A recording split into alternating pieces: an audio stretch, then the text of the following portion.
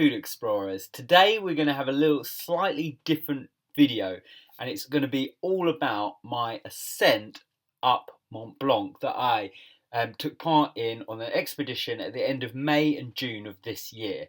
So this video is going to be really focused on the vegan food available at the huts and at the accommodation that I stayed at whilst going through and up on the mountain. If you want to check out my equipment, my snacks, and a little bit more, just search Mont Blanc, Your Vegan Food Explorer, and there's a whole series, there's a few other videos all about it, so check it out there. But yeah, this video is going to be mainly on the huts that are around that really help you climb Mont Blanc. It's also going to be about a bit of a story to show you what you can actually do as a vegan, more on that later. And yeah, and by the way, I've blanked out faces of my friends and some people that I climb with, not because they don't want to be in the video, but just because, you know, I wouldn't, it's just awkward, isn't it? So just thought, keep it easy, and just me, my beautiful face. So let's crack on. So first of all, I went with a company called Chamex. Basically, it's a play on Chamonix experience. Chamonix is the place that you are normally based for Mont Blanc. It's in France. It's like a fitness utopia. It is absolutely amazing there. You wouldn't believe it. Everyone's walking around on mountain bikes. They're runners, they're climbers, they're all super fit. It was a great place to be. So I definitely really recommend them actually. They're not the cheapest, but they're not the most expensive. And our guide, Julian, and a guy called Boy were really, really great. So I definitely recommend them, to be honest. So this is me at EasyJet looking pretty chilled out, to be honest. I was quite excited. I was basically going with my really, really good friend, and then there was another guy on the course as well who turned out to be a really great guy. So let's go on to here. So yeah, so we first off started at the Wetherspoons at Gatwick. We had a couple of beers, and this is the vegan chili. So I was really keen to absolutely focus on carbohydrates. And I realised that a lot of French people are more concerned with fat and protein, so they're more concerned with getting their cheese, getting their protein, their milks, things like that. I knew that that is not what is going to help me up this mountain, so I was smashing down as much rice as I possibly could. So I really recommend this actually, really delicious. We hadn't even got to France yet and we're already having amazing food. It was absolutely delicious, really, really cheap. Had some little tortilla chips as well. Great, so absolutely buzzing. So the trip lasts about a week. The expedition is about a week. We arrived on the Saturday a little bit earlier, but it officially starts on the Sunday evening and then goes through the whole week. And I'll tell you a bit of the laydown first. So we arrived in Chamonix, which is a town, I guess, in France. Absolutely stunning, absolutely beautiful. May, June is the start of the season, so it can still rain, but apart from that, we had really nice sun on the first few days. So yeah, we flew into Geneva airport, then we got a Flix bus into Chamonix. It was about an hour, I think, and the price was super cheap because if you get like a private bus, it can really add up and get very expensive. So we then booked into a Pierre Vacances. It was just by the town. I just go on booking.com and find the cheapest one. We really recommend, because actually you spend a lot of time away from the apartment, but it was really helpful to have someone with a cooker, a fridge, beds that for, I think it was 3 nights that you're actually in it, you can just leave all of your stuff there. The other guy had to keep checking in and checking out for the days we weren't here. Absolute nightmare. Just check it in. It's better to go somewhere cheaper and have it for the whole week, in my opinion. And that's what Chamex advised as well. So definitely recommend that. We arrived actually on the Champions League football final. So first night I had some horrific vegan burger in a French bar, and then we came home. So at this start, it really hit me just how much French people, in my experience, are not primed for vegan food, and it made me plan. I was like, thank God, because I basically bought with me 5 cases of Cliff Bars, which are like sports bars, 5 packs of those. Then I had a kilo of dates are packed full of energy, and I also had a big bag of sugar with me because it might be a bit controversial, people are a bit confused, but I use sugar to make my own energy gel, so I mix it with water and it works really, really well. So on to just some more beautiful views of Chamonix. This is from our apartment. Absolutely lovely, really beautiful. Yeah, I look happy. So on the first day, we just mooched around the town, got acquainted with ourselves. Caught up with my really good friend here. We had some coffee. There's amazing coffee there, and I always find it's like the more cooler and trendier the coffee place, the more likely they are to have soy milk, oat milk. I think this was oat milk, so it was really great, really delicious. Actually, I was like, okay, you can find it if you look for it. The other great thing, excuse me, is that if you go self-catered, then you can buy whatever you want in the supermarkets or bring it along with you. So I actually bought a lot of rice as well with me because I knew it was going to be a little bit tricky to get food that's vegan and also that's going to be expensive. My friend who I was staying with in this apartment, he is like the opposite of vegan. He did try being vegan once, but he's kind of in between. I'm still trying to persuade him, but at the moment he's not vegan. So it was really great that we just had our whole separate meals, separate sections of the fridge. Worked really well. So these were some just like Nesquik. I was just chowing down on Nesquik and coconut milk. Actually, they had innocent coconut milk and I just really fancied it, so I had that. So then this is called La Aiguille de Midi lift, and this is where Chamex is based. So on the Sunday, so we checked it out. Yeah, we scoped it out. I had a really good check around the area. This place takes you up to the up this mountain, so you can go there, do some views, things like that. It takes you pretty high, actually. It takes you to 3,800 meters. So Chamonix is 1,035 meters high, so it's not truly kind of out. It's definitely not altitude, but it is high. It's quite high, so you can already just start to feel a little bit different to being at sea level, for example. So it's a good place to base yourself. So yeah, we just carried on walking around. I had a can of Coke, a Fanta, just getting all of those vegan sugar drinks going. I mean, it's just a beautiful place. This is the kind of example of just people bikepacking through the Alps. Why not? Because it's a sports utopia, we called it. Really, really nice place. A bit more of the river. This is me. Look pretty happy, don't I? Not sure I was ready for what's about to come up. But yeah, here's my cliff. So you get 12 bars each. I had, actually I didn't have 5 packs, I had 3 packs. I had 3 packs of Cliff Bars, so I had 36 Cliff Bars for the week. They're really good. They actually do have a bit of fat and protein in, but they're oats, they're 100% vegan, and they taste amazing. So yeah, so this is us on the first night. We're on the Sunday night where we go and meet the rest of our crew and get briefed for the week ahead. Looking confident. Definitely check out my video on my gear because my gear was absolutely fantastic. We then had to pick up more gear, so I had to pick up. We rented hiking poles, boots, which are actually mountaineering boots, which are like triple the thickness of regular boots. I couldn't find non-vegan versions at the moment, so I think it was leather, but it was about 30% leather in there, the rest being neoprene and plastic. And these were rental as well, so I just had to move on with that one. A helmet, ice crampons which attach to the bottom of your boots, and then a harness as well. I also rented a backpack here because I wanted to make sure I had a really kick-ass bag, so I rented the backpack.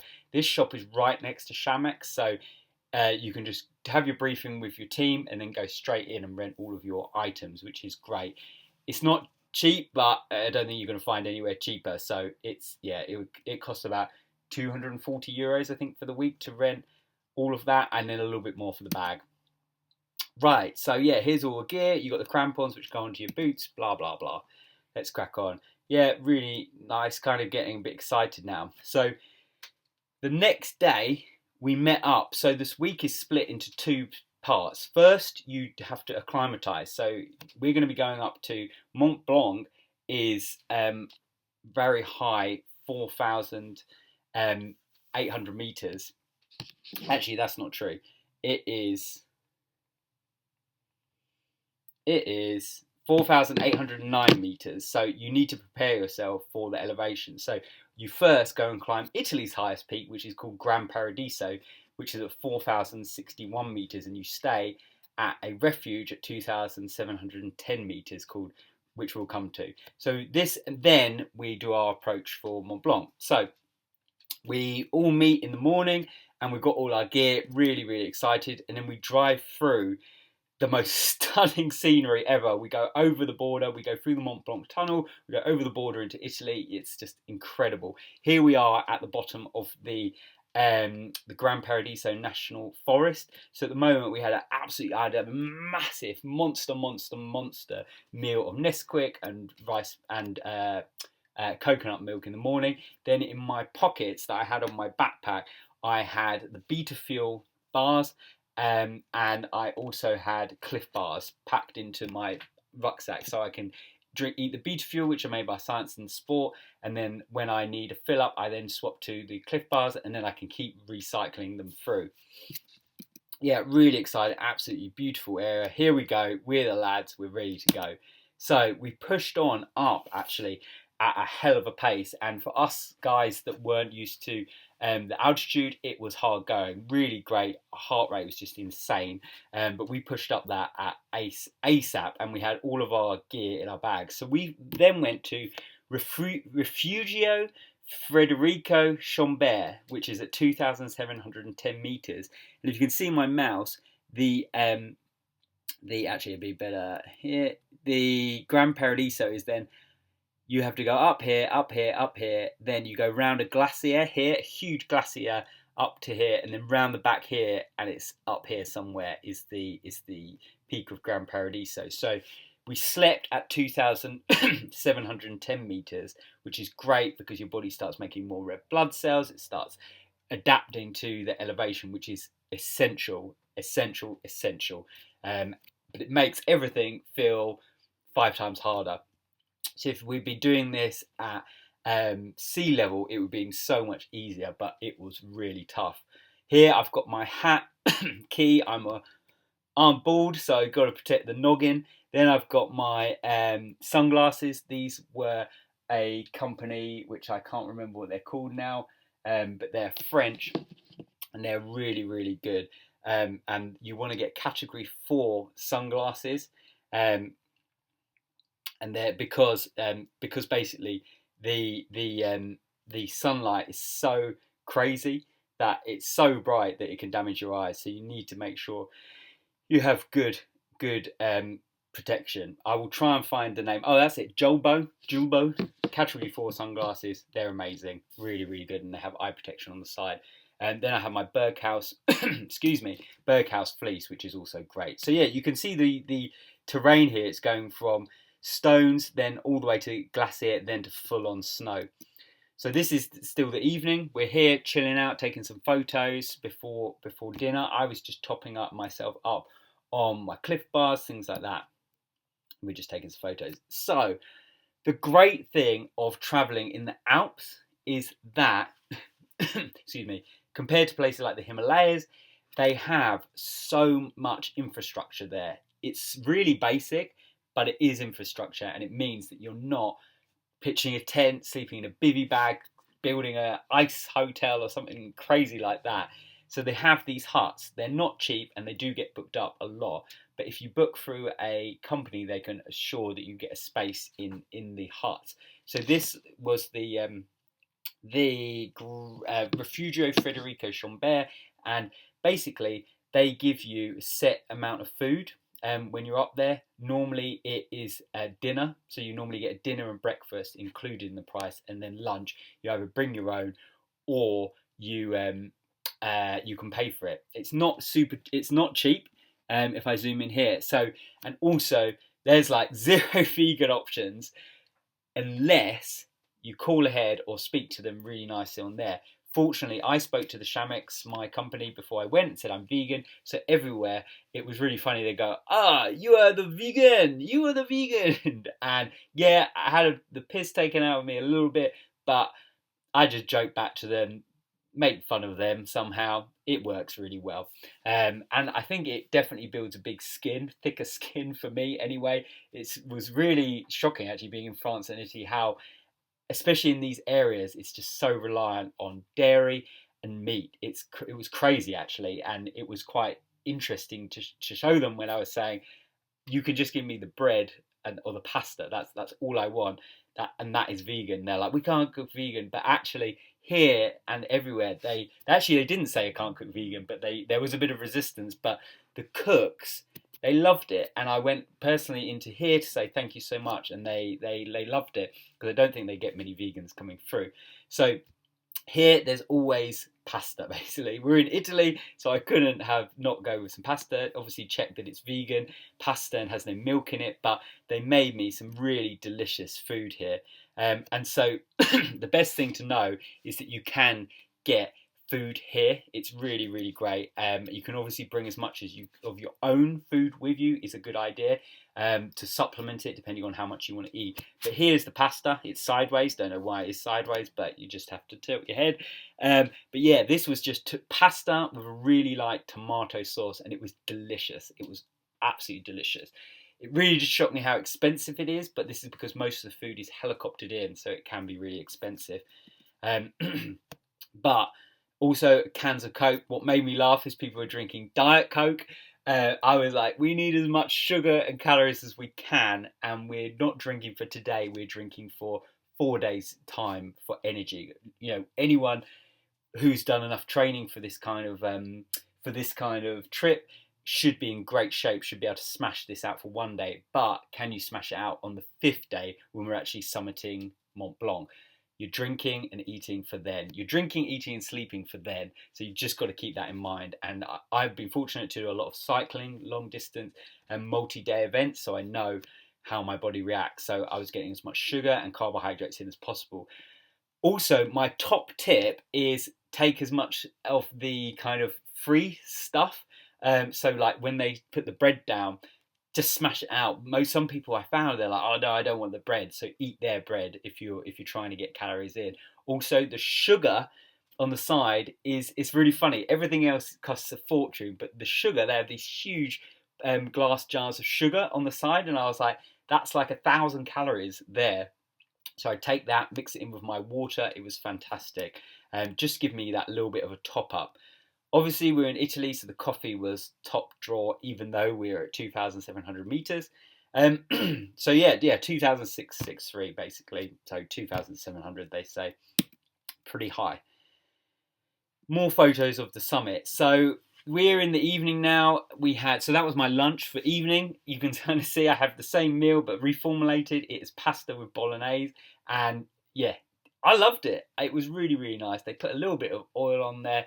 And it was delicious, and it was quite interesting actually. I really found people taking the piss out of me for it, but I didn't care. I was like, this is, if you could literally write down the fuel that I want now, it's this. So it was funny that people felt that I was having a worse experience than them food wise, but I felt like I was having a better experience, because they were loading up on cheese, parmesan, things like that, these heavy like pork. I was like, whoa, that is literally the last thing that I would want when I'm about to go and smash a mountain climb the next day. So yeah, so also it comes down to liquids as well. Liquids is really important, just to keep yourself fueled, especially at high altitude, where we are now getting to altitude. And so they can give you bottled water, or what is cheaper is to buy these big tubs of tea. And that is because the bottled water is obviously flown up, but the tea is made with boiled water that's melted snow, so it's a lot cheaper. They don't have to factor it in, so it's a lot cheaper, and you get tons of it. You don't have to have caffeinated tea either. This is chamomile, really great. I think it's a litre of tea. Smash it down. That's what our guide recommended, and I think he's a genius. So yeah, it was a bit cheaper. Okay, then we had, I think this was a main. I think maybe it was a starter. I'm a bit confused here about what this is, but again, it was just like a vegetable dish, and it was really nice. I was like, I have no idea what this is, but they assured me it was vegan. And again, I was so glad that I told them I was vegan, because I hadn't told them before, and I thought, actually, I really should, and it just showed, because it made sure I got some really delicious food. Yeah, then you do kind of, it goes off the edge here when you get just some salad in a bowl. I don't think it had any seasoning on it, but it was nice. And you've got to get your greens, haven't you? Oh, another photo of that. I think we're going to move on from that one. Yeah, and then pudding, again, vegan food, I honestly think saved me on this trip. It fueled me so well. Wasn't getting this heavy, cheesy, meaty food, but I was getting this just pure energy. It was fantastic. So these are just some canned fruit basically in syrup. It was perfect for what I wanted, washed down with my tea. And this is in the evening. We're leaving. We're all waking up at 4 o'clock in the morning to crack it out so we could be gone by before sunrise. So really excited. Weather's looking okay. I'm starting to get a little bit nervous here. So this is the morning. This is about, I think actually it's about 3:50. I think we woke up at about 3:30. Got up, got changed, everything ready. Bread, smashed out this bread. So the breakfast does go downhill a little bit. I think it's because they're just tired. So they don't want to be cooking food, stuff like that. So it's very French, help yourself. So I cracked out these breads. I had another massive pot of tea. I had a bit of sugar. I had some of my own snacks here, and I had a lot of juice as well. That's another thing. For the breakfast, they don't portion it themselves sometimes. So there's normally, it's like a hotel, so you can have as much as you want. So I was just smashing these kind of toast things out. So my advice is, yeah, it's like look in the gaps, look in the cracks, look in the things that people might not value as much that actually are super value, like the sugar, the juice, things like that you can really just smash. And yeah, you might have to hide it so no one sees you doing it, but there's no rules you're not stealing. It's all there. It's just you're going to be taking a little bit more because you know you need it. So yeah, it's like a buffet. So we cracked out, smashed it out here. Yeah, loving it, to be honest. We're walking up here, getting a good groove on in our boots. Then we changed as we approached the glacier onto our crampons. We'd done some crampon training before. Now the fun started. This was a 10-hour day. We were on our feet for over 10 hours from start to finish. And it was, up until that point, the hardest thing I've ever done physically in my life. It was really, really tough. We're basically you're roped together, so the four of us are roped with our guide at the front, and we just absolutely sent it. We were overtaking groups left, right, and centre. We were on the limit of what I thought was humanly possible for myself. The views were absolutely mind-blowing. The snow, we would basically just go up, left to right, to left to right, up, up, up, up, smash, smash, smash. Our guide didn't stop. Oh, sorry, didn't stop. We actually had to say, mate, we need a drink. We need a drink. We had been walking for about 4 hours, and we're like, we just need a drink. I had a Camelback on my one of those drinks tubes. It froze. I should have known, but within about an hour, it had frozen. So I was just carrying a litre of water up the mountain for no reason, which is really annoying. But I did have. Yeah, I had a little bottle, a big bottle actually, in my thing that we stopped and filled up, and I also smashed out Cliff Bar, Cliff Bar, Cliff Bar. I did my old Beta Fuel. I just find it so easy because when I start walking, I don't necessarily feel hungry, but I know I should be eating. So I eat something like a Beta Fuel, which tastes like sweets. It's just like gooey. It's like jelly pieces. So I just smash those out.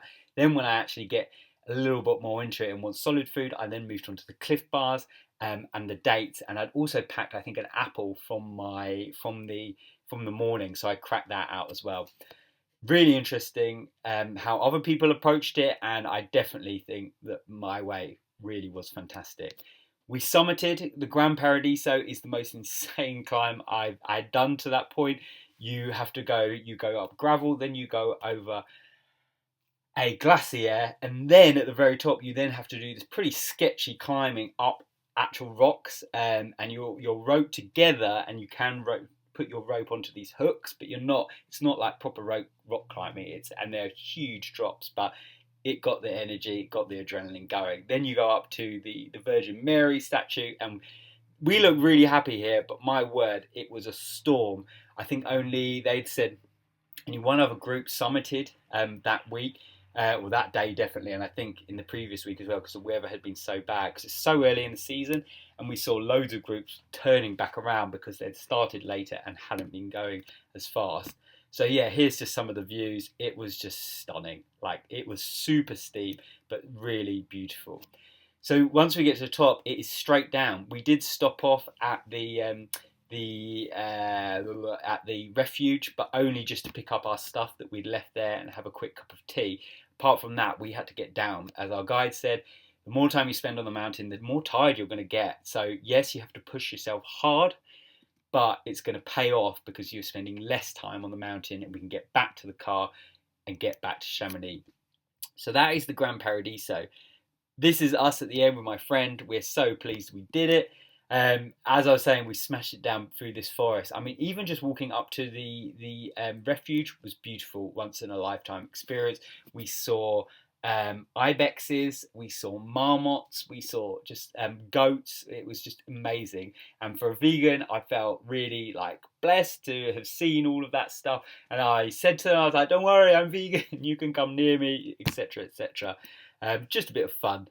And you've got to make sure everyone knows you're the vegan when you're smashing it up at the front, so that people can see what vegan food can help you do.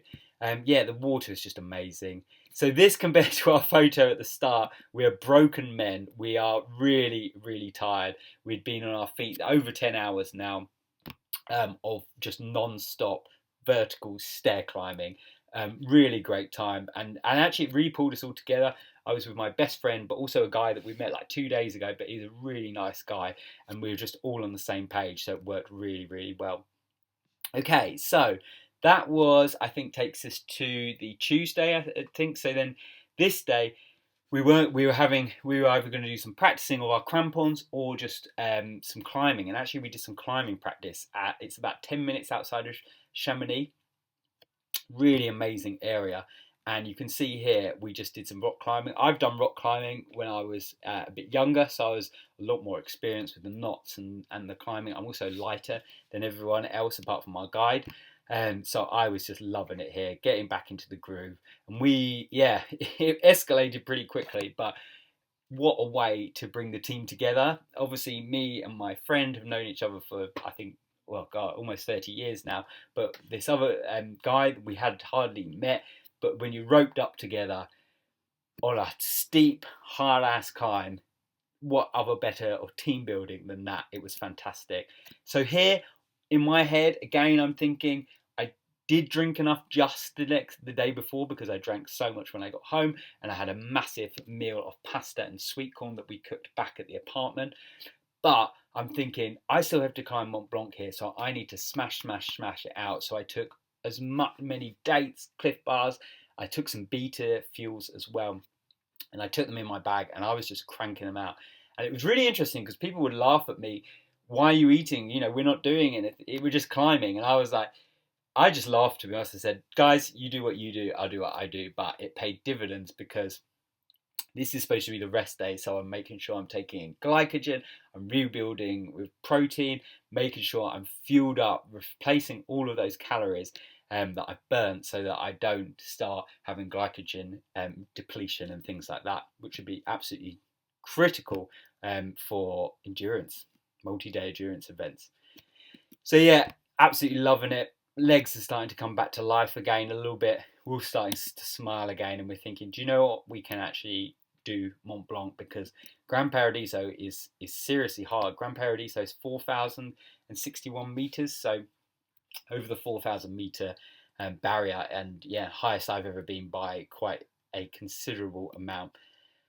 Huel. So Huel, I was thinking was going to be my secret weapon when I was on this trip before I left. I thought, you know what? It's perfect. It's lightweight. You just need water to mix in with it. But actually, and it was, but actually I found that I had so much other stuff that I didn't need it as much as I thought I would, because of the foods that were on offer at the refuges. Actually, Huel just proved a bit of a nightmare. Also, water was so expensive. I felt like instead of buying water, I could have just bought a pasta or something like that. And so in most cases, I actually did, but it did serve a purpose, because I was also going to take their hot pots, which I have, which are like savoury food. And maybe that would have been a good idea because it would have been boiled water. But I just found that the food I did take, it just worked much better for me. But looking back on it, I think I would probably have taken a few sachets of the boil in a bag food from Huel, and maybe a few more of these packs, but I would have tried to get some sort of bag to take them separately. But yeah, I think the hot pots would have been better because the boiling water, you could have used that water from the tea much better than having to pour in, say, like an Evian bottle, which is like €6, for example. So yeah, Huel definitely helped me.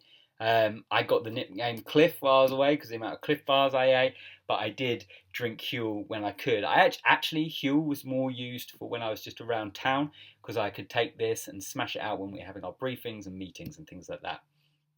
Anyway, so that is my food.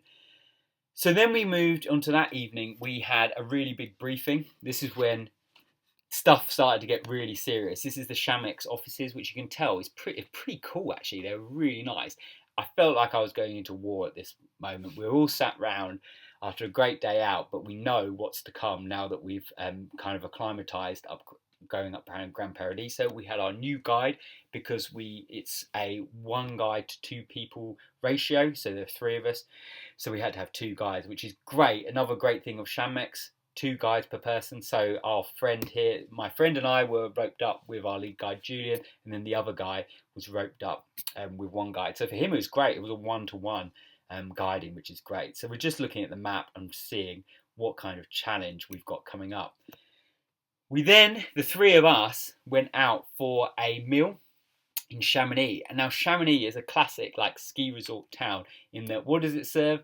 Pizza, fondue, things that tourists think are really French and they love it. And that is kind of what you want when you come down from a big ski thing and then go and get drunk in the evening. We are not here for après ski. We were not here for, lounging around or skiing a few easy slopes for the morning and then sitting up at a cafe for the afternoon. We're here for performance. We were here for some really strenuous activities. So my friends on this did have those crazy. One of them had a Mont Blanc pizza, which was a cheese bomb. Another had a fondue, I think. And I found it really interesting that they were thinking that they're filling up on calories. And they are, but I was thinking they're filling up on fat. Filling up on fat, when you want to be filling up on carbohydrates. Carbohydrates. So I did have a bit of oil on here, but pasta, vegetables, I just filled up on as much as I could. And this was a vegetarian dish. I think it had an egg in it originally, and I was like, I don't want the egg. But even if I hadn't been vegan, this still would have probably have been the best meal on the menu that you could possibly have had. The vegan pasta is just delicious and so full of energy. So yeah, so I think being vegan on this kind of trip and being in France is you just have to be confident. I do know a bit of French. I speak Spanish quite a lot, and I speak a little bit of French. But even if you don't, most of the waiters and waitresses speak English. So it's just about having some fun. They're probably going to rib you and say, "Oh, why are you doing that?" Who cares? It's funny. Make it a laugh. Have a dig at them for, being classically French or whatever, even if it's not true. Just have some fun with it and think, what is my goal? My goal is for this. So that's the other piece of advice. When you're back down in Chamonix, make the most of it. Make the most of it for your drinks and food. Just smash it. There's some stuff that you have got from the supermarket and also when you're in a restaurant. Also, my friends again ordering their Diet Coke. I was smashing out the pints of full sugar Coke because why would you not?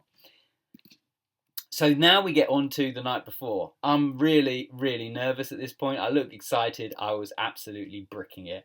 The next day, as we're at the start of the season, it is really starting to rain now. And I was a bit nervous. I was like, what is the weather going to be like at the top? And as you'll learn a bit more shortly. So the first stage of Mont Blanc, it is normally a 3-day 3 days. 3 days it can take. So the first stage is you go to the Tête Rousse Hut. You then move up to, which is at 3,167 meters. You then go to a Goûter Hut, which is at 3,815 meters. Then you push on to Mont Blanc. On good days, you can push on to Mont Blanc. You can come back, spend the night at Goûter Hut, and then come all the way down. Bad time, which we're going to come to. You have to do your push up to Mont Blanc, and then you have to come all the way back down to Chamonix, which is about 3,000 meters all in all, which is 3,000 meters down. So you've already gone about 1,000 meters up. An insane day out.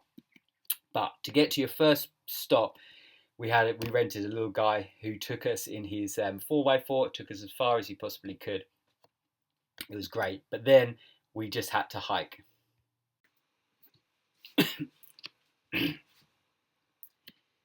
The hike was pretty great, to be honest. We were going to 3,167 meters up to the Tête Rousse Hut, which is a really famous hut. It was amazing. It was like paradise, basically. So we are going through here. The views down into Chamonix were absolutely stunning. We set out with raincoats on, rain covers on our backpacks, things like that. But the sun was out, so we had to get the guns out because it was just beautiful, to be honest. Some of it was, after having climbed Gran Paradiso, was not really scared of. But a week ago, I'd have definitely been scared of stuff like this. Sheer drop on the side of, like, I think it must have been a slippy slate, but we were just like, crack on, we're all in it together. Watch your steps, use your poles, be on full watch. So when the proper season gets going, there's a train here which takes you up really quite high, but it wasn't working. So it was a little bit depressing having to walk along the train tracks, because we were like, oh, if we'd come a couple of months later, then there would have been the train to take us all the way up here. But you know, get the miles in the legs, that's why we're here. Thought this was just a beautiful shot. So again, I'm smashing the Cliff Bars, I'm smashing the beta fuel, and I've also got some sugar water as well to keep me going. Then the weather turned. So this is probably about 2,800 meters or so, and we had to stop there are kind of these temporary, or not temporary, but stone huts on the way up there, completely unserviced, unheated, but there's a roof. It's for when the proverbial stuff hits the fan, which it did. So we had to crawl and climb into this place. Yeah, really, to kind of takes you back to olden days, I think. But it was crazy just hiding in here with the other crew as well, talking to other people. So we had to get up here. So we pushed on up to 3,167 meters, and this is where we were at the Tête Rousse Hut. So again, this hut, I would say, the higher you go, the more basic they get. So the Rifugio from Italy from the days before, we really had quite a lot of stuff there. It had bunk beds, it had things like that. But when we got up to Tête Rousse, much more basic. They had these pods, basically with beds with wooden slats just above your head, so can't roll over and bash heads with someone, but you're sleeping next to them, basically. Then the food again gets even more basic, but even more expensive. So here you can see Chamex, table 2, 5 of us, 1 vegan, because we're called ahead. So my biggest advice here is to phone ahead. Tell your party that you are vegan. Make sure that they tell the huts, because it can just pay dividends. It just can avoid awkward conversations. So stunning views from here. It avoided conversation because I didn't have to go, oh, I'm vegan. Can you change it? As I kind of have to do other places. They just brought the food out. So this was like I don't know what it was. Vegetables with some sort of pulses, I think. It was delicious. Again, perfect fuel for a huge hike. Loving getting these photos up. Then some pudding. I think I also had, some bread as well, but I think I've lost the photo here. But so this is what I had. Oh, this was my second, because there were maybe only one vegetarian as well. You get normally second helpings, which is really cool. So being vegan is awesome on the mountains. This was my pudding, which my wife absolutely laughed at. She was like, what even is it? It was delicious, but it was absolutely bonkers. It was like a rice cake with some jam and then a baked apple on the top with some almonds. Bonkers, full of sugar, so I was happy, and really delicious, actually. I thought it looked quite sweet, didn't it? But it did make me laugh. It was just... I felt like they were like, what can we do? What can we put in here that will is vegan? But anyway, I really appreciated it and said thank you. Thanked everyone as much as I possibly could. So next day, we then have to climb up to the Goûter Hut, which is about 800 meters higher. And I think it's in, less than a mile. It is just vertical, basically. You get your ice axe out and you absolutely crush it. You have to go up, and it is really steep. So we're now at the Goûter Hut. This is us playing cards. Actually, sorry, that is at the Tête Rousse. This is still at the Tête Rousse. That was a rogue photo in there. And so are these. I'm going to have to go forward. Here we go. So yeah, we're outside taking photos. This is us climbing up to the Goûter. That's the sun going down at the Tête Rousse. So this is now at the Goûter. So we're finally up. This is the Goûter thing here, which looks like Death Star from Star Wars. We're here, kitted out in the gear, looking good, but we're knackered at the top. So yeah, here, this is when it gets quite expensive. So it's about, it's about €9 for some pasta. Actually, no more. I think it's like 12 or 13 euros. I think it's 6 or 9 euros for water. So it is expensive. Make everything count. Pick up the sugar shaker if you can and pour it into your tea, into your water. Smash out the pasta. I must have spent probably about 80 euros here on. I had literally successive 3 pastas and vegetable from them. It was the vegetarian pasta they sell here. This is a Goûter Hut, but I asked them to make sure it was vegan, which they did. Really nice pasta, bit of oil, and some vegetables. Really nice. So this is up the top. River is closing in, and basically this is where it gets to the kind of the crux of the story. Because on a personal level, actually, this is our dinner, which was a bit crazy, actually. Everyone else had fish lasagna, and I was so glad that I was vegan, so I didn't have to eat that. And I had this, which is like a risotto-y curry kind of thing. Really nice broccoli as well. Portions were a bit small, but luckily I had my pasta throughout the afternoon that we had arrived there. Bit of a sweet pot here. I thought the portions were a bit rubbish here, but it is, as the higher you get, the portions get smaller, the more expensive it gets. Also here, the soft flask. This is what I would 100% recommend. It is a flask that folds up. It's like a runner's thing. I fill it with water. You can fill it with sugar as well and make a super energy gel. If you fill it with like 100 grams of sugar and water, it is a monster energy gel. Really, really great. I actually just use it for water from this stage up because I wanted it in my pocket, really easy to get to, as I knew we wouldn't have that many stops.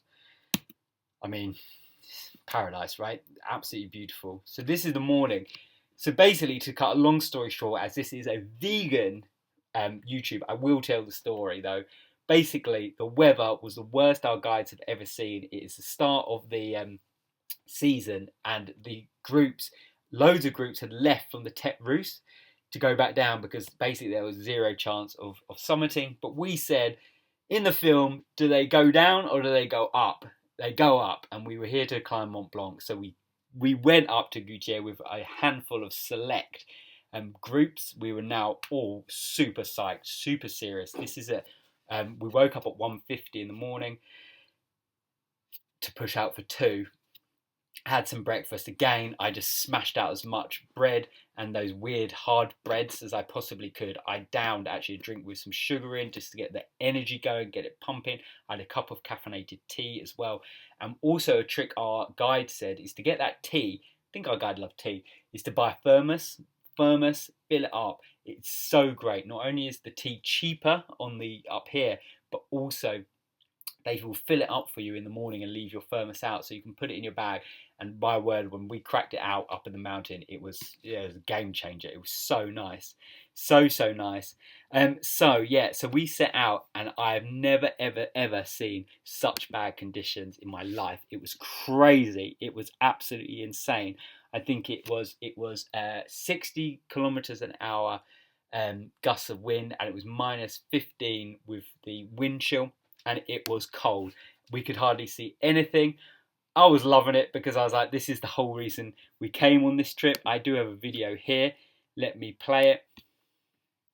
And you can kind of see a little bit of what's happening. This is from our friend. This is actually me. I'm at the back there because I was roped up at the back. But you can just see the level that we're going through here is insane, of the wind and the... hang on. Hold on. You can see the level of the just craziness. It was like being in a film. If I can just go forward here. Yeah, it was just insane, basically. And we got up to the it's called the Dôme de Goûter. We got up just before that, which is 4,250 meters, which we were absolutely stoked at. We were so proud of ourselves. The weather was absolutely insane. And we were, I think, 3rd group to go out. And the first group came back and they just screamed at us going, go back, go back. I was just laughing to myself because I was like, this is so cool. This is exactly why we came here, for an adventure. So we didn't summit. Everyone's like, oh, you must feel bad. I don't feel bad. I feel like was the hardest thing I've ever done. This was harder even than the Gran Paradiso. This is a photo I took when I came back into Goûter to just remember to myself how crazy it really was. We're wearing our fleeces, our windproof jackets, our helmets, our hats, thick gloves, and it was still pretty cold. But once we got going, it was a violent pace. We were going so hard, so vertical. It was great. Really, really great.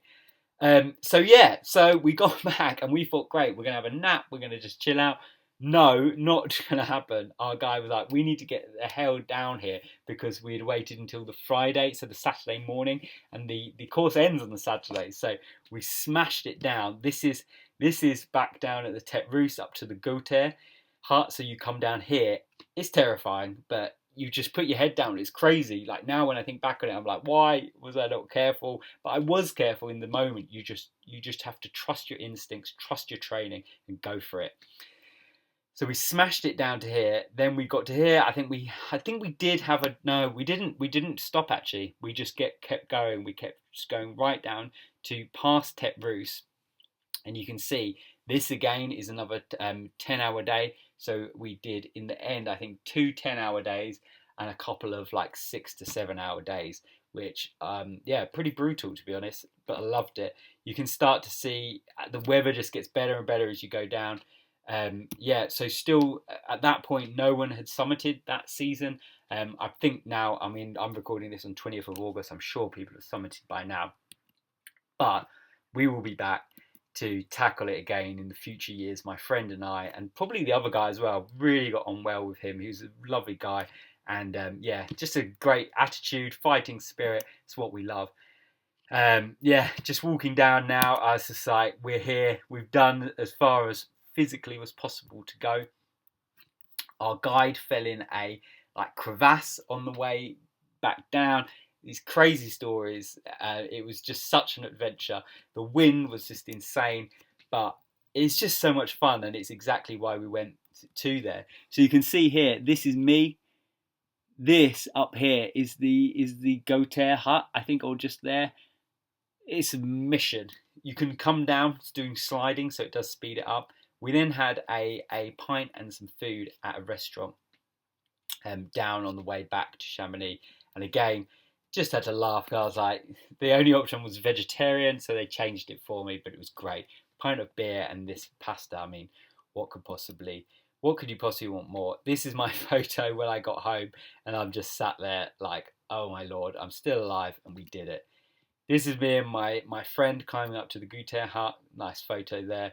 And yeah, again, just to kind of remember, just to see that footage again of the snow. It was just insane. Obviously, it's pitch black. You've got your head torches. You can see like little snakes going up.